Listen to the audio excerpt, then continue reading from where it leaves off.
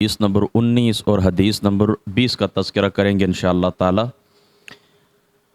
حضرت سیدنا ابو ہریرہ رضی اللہ تعالی عنہ آپ اس حدیث پاک کے راوی ہیں۔ آپ فرماتے ہیں کہ آقا علیہ الصلوۃ والسلام کی ذات اقدس نے فرمایا، قال اللہ تعالی، یعنی یہ حدیث قدسی ہے۔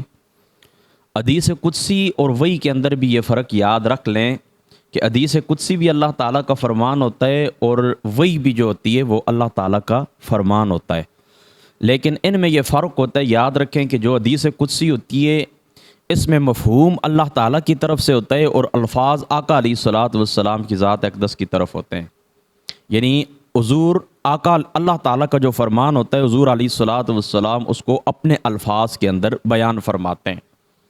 اور دوسری بات یہ یاد رکھیں کہ حدیث قدسی کی تلاوت نہیں کی جاتی، اور جو قرآن ہوتا ہے یعنی جو وحی ہوتی ہے تو الفاظ بھی اللہ تعالیٰ کی جانب سے ہوتے ہیں اور مفہوم بھی اللہ تعالیٰ کی جانب سے ہوتا ہے، اور وہ جو وحی ہوتی ہے وہی مطلع اس کو کہتے ہیں، یعنی اس وحی کی تلاوت کی جاتی ہے۔ بس یہ فرق آپ نے یاد رکھنا ہے، یہ فرق ہے کس کے اندر؟ وحی کے اندر اور حدیث قدسی کے اندر۔ تو اللہ تعالیٰ فرماتے ہیں کہ کذبنی ابن آدم ولم یکن لہ ذالک، ابن آدم مجھے جھٹلاتا ہے اور اسے یہ حق نہیں پہنچتا کہ مجھے جھٹلائے۔ آگے فرماتے ہیں وشتمنی ولم یکن لہ ذالک، اور وہ مجھے سب و شتم کرتا ہے، گالی دیتا ہے، اور یہ بھی اس کے مناسب نہیں ہے، ٹھیک ہے۔ فاما تکذیبہ ایایا فقولہ لن یعیدنی کما بدأنی ولیس اول الخلق باہون علی من اعادتہ، اس کا جو کچھ جھٹلانا ہے وہ یہ کہ یہ کہتا ہے کہ مجھے اللہ تعالیٰ دوبارہ پیدا نہیں کرے گا، جب مر جائیں گے مٹی کے اندر مل جائیں گے، اللہ تعالیٰ دوبارہ نہیں پیدا کرے گا۔ تو یہ بات گویا یوں سمجھیں کہ اللہ تعالیٰ کی ذات اقدس کو جھٹلانا ہے، تو فرمایا یہ ابن آدم کا جھٹلانا ہے کہ جب یہ کہتا ہے کہ مجھے اللہ تعالیٰ دوبارہ پیدا نہیں کرے گا، جس طرح کہ اس نے مجھے پہلی زندگی عطا فرمائی ہے، حالانکہ دوبارہ پیدا کرنا پہلی دفعہ پیدا کرنے سے زیادہ آسان نہیں ہے۔ اس حدیث پاک کا میں مفہوم آپ کو سمجھاتا ہوں، لیکن پہلے الفاظ مکمل کر لیں۔ وَأَمَّا شَتْمُهُ، اور اس کا مجھے گالی دینا، سب و شتم کرنا، اس کا مجھے گالی دینا، سب و شتم کرنا، یہ کہ ایایا فقولہ لی ولد سبحانی ان اتخذ صاحبۃ او ولدا وانا الاحد الصمد الذی لم الد ولم اولد ولم یکن لی کفوا احد، اور اس بندے کا مجھے گالی دینا یہ کہ یہ بندہ کیا کرتا ہے میرے لیے میری اولاد ثابت کرتا ہے، میری بیوی ثابت کرتا ہے، حالانکہ میں اولاد اور بیوی وغیرہ سے کیا ہوں؟ منزہ ہوں، پاک ہوں۔ اب اس حدیث پاک کے اندر کوئی بھی مشکل بات نہیں ہے کہ جس کی تشریح کی جائے۔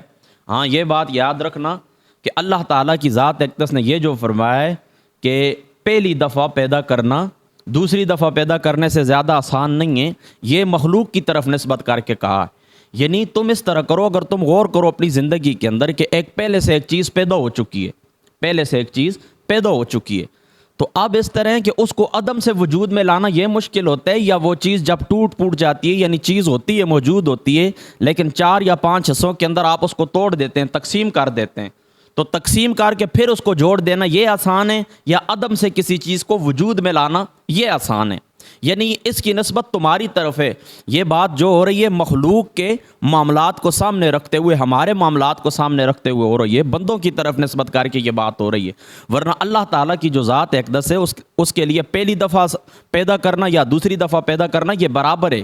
یہ نہیں کہ نعوذ باللہ من ذالک اللہ تعالیٰ کی ذات اقدس کو پہلی دفعہ پیدا کرنے میں نعوذ باللہ کوئی مشکل پیش آئی اور دوبارہ پیدا کرنا آسان ہے۔ یہ صرف تمہیں سمجھانے کے لیے کہ تم اگر تدبر کرو، تم اگر اس بات کے اوپر غور کرو، تم تدبر کرو، تم اس بات کے اوپر غور کرو کہ پہلے سے تم کسی چیز وجود میں نہیں آئی ہوتی، تم اس کو وجود میں لاتے ہو تو وہ مشکل ہوتی ہے، لیکن دوبارہ اس کو اگر وہ ٹوٹ پھوٹ جائے تو اس کو جوڑنا آسان ہوتا ہے۔ جیسا نا دیکھیں اللہ تعالیٰ جس طرح قرآن کے اندر فرماتا ہے عالم الغیب والشہادہ، اللہ تعالیٰ غیب کا جاننے والا بھی ہے اور شہادت کا یعنی موجود چیزوں کا، حاضر چیزوں کا جاننے والا بھی ہے۔ تو اللہ تعالیٰ کی ذات اقدس کے سامنے یاد رکھیں کوئی چیز غیب نہیں ہے، یعنی اللہ تعالیٰ کے نزدیک غیب اور شہادت کیا ہے؟ برابر ہے۔ تو یہ تمہیں سمجھانے کے لیے، یعنی غیب کی جو بات ہو رہی ہے تمہارے حق کے اندر ہو رہی ہے کہ تم جن چیزوں کو غیب سمجھتے ہو تمہارے لیے جو چیزیں پردے کے اندر ہوتی ہے، لا یدرکہ الحس ولا یقتضی بدعۃ العقل، کہ نہ تم حس سے اس چیز کو جان سکتے ہو، نہ بدعت عقل سے جان سکتے ہو، وہ چیز غیب ہوتی ہے۔ تو فرما تم جس چیز کو غیب سمجھتے ہو وہ اللہ تعالیٰ کی ذات اقدس کے سامنے کیا ہوتی ہے؟ حاضر ہوتی ہے۔ یعنی اللہ تعالیٰ کی جو ذات اقدس ہے، غیب اور شہادت اللہ تعالیٰ کی ذات اقدس کے سامنے برابر ہے۔ تو اسی طرح جس طریقے سے غیب اور شہادت کا مفہوم ہمیں سمجھانے کے لیے اللہ تعالیٰ کی ذات اقدس نے مخلوق کی طرف نسبت کر کے کلام فرمایا، بالکل اسی طرح اس مقام کے اوپر بھی تمہارے لیے یعنی تمہیں سمجھانے کے لیے مخلوق کی طرف نسبت کر کے یہ بات کی گئی ہے۔ ورنہ جس طرح اللہ تعالیٰ کی ذات اقدس کے سامنے غیب اور شہادت برابر ہے، اس طرح پہلی دفعہ پیدا کرنا اور دوسری دفعہ پیدا کرنا برابر ہے اللہ تعالیٰ کی ذات اقدس کے لیے۔ وہاں پر تو کیا ہوتا ہے، انما امرو اذا اراد شیئا ان یقول له کن فیکون، کہ اللہ تعالیٰ کی ذات اقدس جب کسی شے کا ارادہ فرماتے ہیں، وہ کن فرماتے ہیں، وہ چیز وجود کے اندر آ جاتی ہے۔ تو یہاں پر کوئی بات مشکل نہیں ہے۔ باقی جو رب تعالیٰ فرماتا ہے کہ یہ لوگ مجھے گالی دیتے ہیں، یہ گالی اس وجہ سے ہی کہ یہ جو اولاد ہوتی ہے یا اسی طریقے سے جو بیویاں ہوتی ہیں وہ مماثل ہوتی ہیں اپنے خامدوں کی، اپنے ان کے جو زوج ہوتے ہیں ان کے مماثل ہوتی ہیں۔ اور اولاد بھی یاد رکھیں ماہیت کے اندر اور جانشین بننے کے اندر اپنے والد کے قائم مقام ہوتے ہیں، اس کے برابر ہوتے ہیں۔ اور اللہ تعالیٰ کی ذات اقدس وہ ذات اقدس ہے کہ کائنات کے اندر کوئی شخص بھی لا مثل لہ ولا مثال لہ وَلَهُ مَثَلُ الْأَعْلَى لَيْسَ كَمِثْلِهِ شَيْءٌ وَهُوَ السَّمِيعُ الْعَلِيمُ، منزہ عن العیوب، منزہ عن المخلوقات، یہ اللہ تعالیٰ کی شان ہے۔ لہذا اللہ تعالیٰ کی طرف نسبت کرنا بیٹوں کی، اولاد کی، بیویوں کی، یہ اللہ تعالیٰ کی ذات اقدس کو نعوذ باللہ من ذالک، دیکھیں سمجھنے کی کوشش کریں اس بات کو۔ تو یہ آپ اس طرح کرتے ہیں جس طرح اللہ پاک معاف فرمائے کہ اللہ تعالیٰ کی ذات اقدس کو گال دینا ہے، ٹھیک ہے۔ تو اس حدیث پاک کے اندر اور کوئی بھی چیز اس طرح نہیں ہے کہ جو مشکل ہو۔ آگے بڑھتے ہیں۔ یہ بھی حدیث قدسی حضرت ابو ہریرہ اس کے راوی ہیں۔ قال اللہ تعالی یوزینی ابن آدم، کہ ابن آدم مجھے تکلیف دیتا ہے، یسب الدہر وانا الدہر بیدی الامر اقلب اللیل والنہار۔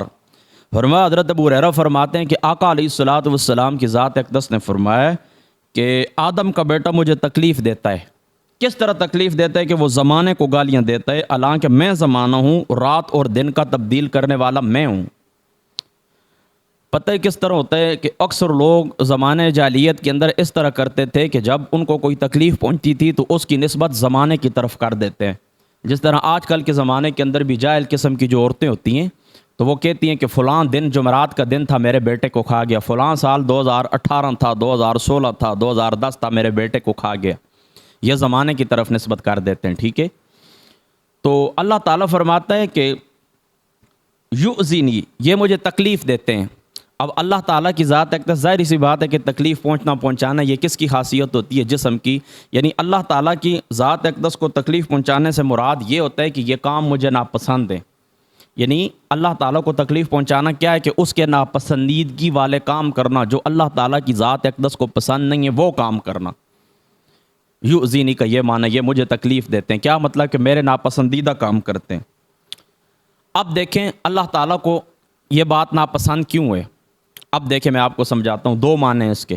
ایک معنی تو یہ ہے نا کہ یہ لوگ اس طرح کرتے ہیں کہ نسبت کر دیتے ہیں زمانے کی طرف، یعنی زمانہ فاعل ہے، زمانہ مدبر ہے، یعنی زمانے کے اندر یہ تاثیر موجود ہے، زمانے کے اندر یہ قوت موجود ہے، زمانہ یہ کام کرتا ہے کہ ہمیں نقصان دیتا ہے، بعض لوگوں کو کیا کرتا ہے، مار دیتا ہے، بعض لوگوں کو بیمار کر دیتا ہے۔ تو یہ بات اللہ تعالیٰ کی ناپسندیدہ اس لیے کہ نسبت حقیقی کی جاتی ہے زمانے کی طرف، حالانکہ زمانے کے اندر تبدیلی لانے والا یا زمانے کے اندر کسی شے کے اندر تاثیر رکھنے والی ذات اللہ تعالیٰ کی ہے۔ تو وہ جس وقت زمانے کی طرف نسبت کرتے ہیں تو زمانے کو فاعل اور مدبر حقیقی سمجھتے ہیں، اور مدبر حقیقی کون ہے؟ اللہ تعالیٰ کی ذات اقدس۔ اور باقی بلاغت کی کتابوں کے اندر یہ بات موجود ہے کہ مجازی نسبت کسی شے کی طرف کی جاتی ہے، جس طرح ہم کہتے ہیں نا کہ بارش نے فصل اگائی۔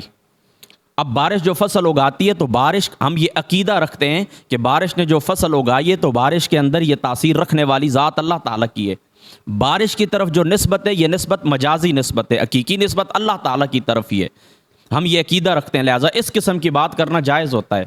جس طرح حضرت مریم کے پاس آئے تھے نا حضرت جبریل علیہ الصلوۃ والسلام، تو فرماتا تھا لے بالا کے غلامن زکیہ، میں تمہیں بیٹا عطا فرما دوں۔ اب بیٹا عطا فرمانے والی ذات تو اللہ تعالیٰ کی ہے، لیکن جبریل کی طرف بحیثیت فاعل نسبت کی گئی، جبریل فاعل ہیں، فاعل کی طرف نسبت کر دی گئی ہے۔ تو فاعل کی طرف نسبت کرنا اس وقت درست ہوتا ہے جب فاعل حقیقی اللہ تعالیٰ کی ذات اقدس کو سمجھے۔ تو اگر اللہ تعالیٰ کی ذات اقدس کو سمجھ کر یہ گفتگو کی جائے کہ بارش نے فصل اگائی ہے، یا فلاں موسم نے فصل اگائی ہے، یا فلاں زمانے نے یہ کام کیا، تو یہ بات درست ہوتی ہے۔ لیکن وہ لوگ اس طرح نہیں کرتے تھے، وہ لوگ اس طرح کرتے تھے کہ زمانے کی طرف جو نسبت کرتے تھے تو زمانے کو فاعل حقیقی سمجھتے تھے، زمانے کو کیا کرتے تھے؟ فاعل حقیقی سمجھتے تھے۔ تو اللہ تعالیٰ کی یہ ناراضگی والی بات ہے، فاعل حقیقی تو میں ہوں، دنوں کے اندر رات کے اندر تاثیر رکھنے والی ذات میری ہے۔ جو چیز ٹھنڈ پہنچاتی ہے وہ گرمی دینا شروع کر دیں اگر اللہ تعالیٰ چاہے تو، جو چیزیں گرمی دیتی ہیں وہ اللہ تعالیٰ چاہے تو ٹھنڈک پہنچانا شروع کر دیں۔ تو ہر شے کے اندر جو تاثیر رکھی ہے، جو قوت رکھی ہے، وہ اللہ تعالیٰ کی ذات اقدس نے رکھی ہے۔ تو اللہ تعالیٰ کی جو ذات اقدس ہے تو اس کے ناپسندیدہ فعل ہے، یعنی اللہ تعالیٰ کو یہ تکلیف پہنچانا ہے کہ جو کام اللہ تعالیٰ کے ہیں ان کی نسبت دوسروں کی طرف کر دی جائے۔ اور دوسرا معنی یہ بھی ہے کہ لوگ زمانے کو گالی دیتے ہیں تو آقا اللہ تعالیٰ فرماتا انا الدہر، زمانہ تو میں ہی ہوں، یعنی زمانے کا پیدا کرنے والا میں ہوں، زمانے کا پیدا کرنے والا میں ہوں، زمانے کے اندر تاثیر رکھنے والا میں ہوں۔ تو گویا کہ تم جس وقت زمانے کو گالی دیتے ہو، زمانے کو گالی دیتے ہو تو وہ گال مجھے ملتی ہے۔ وہ گال کس کو ملتی ہے؟ مجھے ملتی ہے۔ زمانے کے اندر تاثیر رکھنے والی ذات کس کی ہے؟ زمانے کے اندر فاعل حقیقی کون ہے؟ زمانے کے اندر مدبر کون ہے؟ اللہ تعالیٰ کی ذات اقدس ہے۔ تو یہ دو معنی بنتے ہیں، ایک زمانے کو فاعل حقیقی سمجھا جائے اور دوسرا زمانے کو فاعل حقیقی نہ سمجھا جائے، لیکن اس بات کا لحاظ نہ کیا جائے کہ زمانے کو پیدا کرنے والی ذات کون سی ہے۔ اور یہ بھی یاد رکھیں کہ انا الدہر یعنی میں دار ہوں۔ یاد رکھیں بعض علماء نے حدیث پاک کی شرح کے اندر لکھا ہے کہ دہر اللہ تعالیٰ کی صفت ہے، اللہ تعالیٰ کا ایک صفاتی نام ہے، لیکن علامہ حطابی رحمۃ اللہ تعالیٰ علیہ آپ نے اس مقام کے اوپر سخت اختلاف کیا ہے کہ فرمایا دہر اللہ تعالیٰ کے صفاتی ناموں میں سے کوئی نام نہیں۔ آگے دیکھیں حدیث پاک کے اندر ہے نا کہ الامر اقلب اللیل والنہار، یہ زمانے کو پھیرنے والی ذات، رات دن کو پھیرنے والی ذات میری ہے۔ تو یہ اللہ تعالیٰ کو تکلیف پہنچانا یعنی اللہ تعالیٰ کے ناپسندیدہ کام ہے۔ لہٰذا جو چیز بھی ہو اس کی نسبت اللہ تعالیٰ کی ذات اقدس کی طرف کرنی چاہیے، اور اگر فاعل کی طرف نسبت کی جائے تو فاعل حقیقی اللہ تعالیٰ کی ذات اقدس کو سمجھنا چاہیے۔ اس فاعل کی طرف نسبت درست ہوتی ہے، لیکن فاعل حقیقی کس کو سمجھنا چاہیے؟ اللہ تعالیٰ کی ذات اقدس کو سمجھنا چاہیے۔ اور زمانے کو دن رات سال ماہ مہینے ان کو گال نہیں دینی چاہیے، کیونکہ ان کے اندر تاثیر رکھنے والی ذات کس کی ہے؟ اللہ تعالیٰ کی ذات اقدس ہے۔ اس بات کا آپ نے خیال رکھنا ہے۔ اور حضرت ابو موسیٰ اشعری آپ فرماتے ہیں کہ قال رسول اللہ صلی اللہ تعالیٰ علیہ وسلم ما احد اصبر علی اذن یسمع من اللہ یدعون له الولد ثم یعافیہم ویرزقہم۔ حضرت ابو موسیٰ اشعری فرماتے ہیں کہ آقا علیہ الصلوۃ والسلام کی ذات اقدس نے فرمایا کہ رنج اور تکلیف کی باتیں سن کر اللہ تعالیٰ کی ذات اقدس سے زیادہ صبر کرنے والی ذات کوئی بھی نہیں ہے۔ ٹھیک ہے کہ لوگ اس کے لیے اولاد ثابت کرتے ہیں، لوگ اس کے لیے کیا کرتے ہیں؟ اولاد ثابت کرتے ہیں، لیکن اس کے باوجود وہ اللہ تعالیٰ انہیں صحت اور تندرستی بھی عطا فرماتا ہے اور انہیں رزق بھی عطا فرماتا ہے۔ یعنی اللہ تعالیٰ کی یہ سنت جاریہ ہے، اللہ تعالیٰ کی یہ سنت ہے کہ اس کے معاملے کے اندر لوگ کوتاہی کرتے ہیں، کفر کرتے ہیں، لیکن اس کے باوجود بھی اللہ تعالیٰ رزق دینا نہیں چھوڑتا۔ اللہ تعالیٰ نعمتیں عطا فرماتا ہے، رزق عطا فرماتا ہے، صحت عطا فرماتا ہے، تندرستیاں عطا فرماتا ہے۔ تو مخلوق خدا کو بھی چاہیے کہ بعض لوگ ہماری طرف وہ عیب منسوب کرتے ہیں کہ جو ہمارے اندر نہیں ہوتے، لیکن اس کے باوجود معاف کرنا، کرم کرنا، عطا کرنا، اس کا دروازہ بند نہیں کرنا چاہیے۔ یعنی اللہ تعالیٰ کی سنت جاریہ کیا ہے کہ جو بندہ تمہیں محروم رکھے تم اس کو عطا کرو، جو بندہ تمہارے راستے کے اندر کانٹے بچھاتا ہے تم اس کے راستے کے اندر پھول بچھاؤ۔ یعنی صبر کرو، لوگوں کی اذیتوں کے اوپر صبر بھی کرو، اور جو ان کے حقوق ہیں وہ حقوق بھی ادا کرتے رہو، جو ان کے حقوق ہیں وہ حقوق بھی ادا کرتے رہو۔ دیکھیں یاد رکھیں صبر کا معنی یہ ہوتا ہے، صبر کا کہ نفس ناگوار بات سنتا ہے اس کے باوجود بھی برداشت کرتا ہے، اس کو کہتے ہیں صبر۔ اور صبر کے مقابلے میں جو چیز بولی جاتی ہے وہ ہے جزا، بے صبری۔ اور اللہ تعالیٰ کا صبر یہ یاد رکھیں گناہگاروں کو معاف کرنا یا ان سے انتقام لینے میں تاخیر کرنا، گناہگاروں کو معاف کرنا یا ان سے انتقام لینے میں تاخیر کرنا، جلدی نہ کرنا، یہ اللہ تعالیٰ کا صبر ہے۔ اور یہ بات بھی یاد رکھیں کہ صبور اللہ تعالیٰ کے اسماء حسنہ میں سے ایک نام ہے اللہ تعالیٰ کی ذات اقدس کا، ایک اسم ہے صبور، اور صبور اور علیم یاد رکھیں یہ قریب قریب، ان دونوں کا معنی قریب قریب ہے، صبور اور علیم ان کا معنی کیا ہے؟ قریب قریب ہے۔ لیکن یاد رکھیں صبور کے اندر یہ چیز پائی جاتی ہے کہ ابھی اس بندے نے بدلہ لینے میں تاخیر تو کی ہے، لیکن کسی وقت ہو سکتا ہے یہ بدلہ لے لے، یعنی صبور کے اندر یہ بات پائی جاتی ہے کہ اس نے صبر تو کر لیا لیکن ہو سکتا ہے اگلے وقت کے اندر آ کر بدلہ لے لے، یعنی ابھی تو اس نے تاخیر کی ہے لیکن بعد میں یہ بدلہ لے سکتا ہے۔ لیکن علیم کے اندر یہ بات نہیں پائی جاتی، اس نے معاف کر دیا تو آگے مستقبل کے اندر بھی کسی قسم کا کوئی بدلہ اس نے نہیں لینا ہے۔ تو اس حدیث پاک کا مفہوم دوستو یہ کہ حضور علیہ الصلوۃ والسلام آپ کا یہ فرمان جو حدیث پاک کے اندر موجود ہے، حضرت ابو موسیٰ اشعری رضی اللہ تعالیٰ عنہ آپ اس کے راوی ہیں، اس کا فرمان کا یہی مطلب ہے کہ دیکھیں اللہ تعالیٰ کی ذات منزہ عن العیوب ہے، اللہ تعالیٰ کی ذات اولاد سے، بیویوں سے، بیٹیوں سے پاک ہے، لیکن وہ لوگ اللہ تعالیٰ کی طرف نسبت کرتے ہیں، اس کے باوجود بھی اللہ تعالیٰ نعمت عطا فرماتا ہے۔ اس میں ہمارے لیے بھی صبر ہے کہ جو لوگ ہماری طرف کچھ ایسی چیزوں کی نسبت کرتے ہیں جو ہمارے اندر نہیں پائی جاتی تو ہمیں اس کے اوپر صبر کرنا چاہیے، اور جو چیز لوگوں کے لیے ہم جاری کرتے ہیں، ان کو جو حقوق ہوتے ہیں، صدقہ خیرات کرتے ہیں، روکنا نہیں چاہیے۔ بس اللہ پاک عمل کی توفیق عطا فرمائے۔ واخر دعوانا الحمدللہ رب